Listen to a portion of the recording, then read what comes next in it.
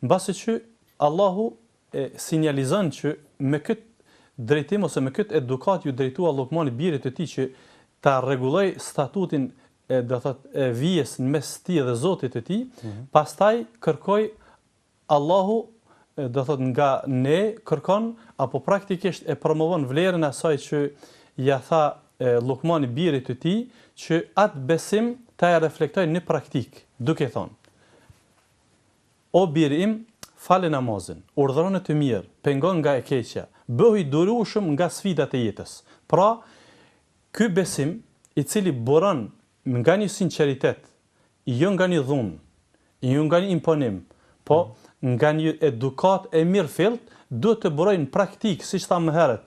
Nxënësi i mirë nuk ka nevojë për kamera. Pse? Sepse e ka rregulluar, relacionin në mes tij dhe Zotit të tij. E tani don ta implementoj ato. Pra, me që jemi të urdhëruar në moshën 7 vjeçare të mësojmë fëmijët namazin, ai namaz do të reflektoj që fëmiu do të jetë i sjellshëm në shkollë. E si ka mundësi për Zotin që ky fëmijë pastaj të bart pije narkomanike ose armë në shkollë.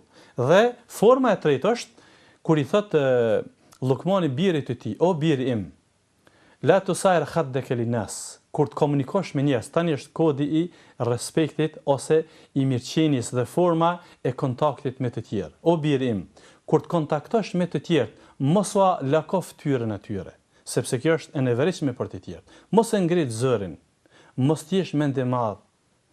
Kontrolloj fjalët dhe hapat e tu, edhe do thot edukata dhe këshillat të ngjashme që me këtë, që konsideroj se këtu janë një grup vlerash të rregulluara me një statut prej 3 niveleve.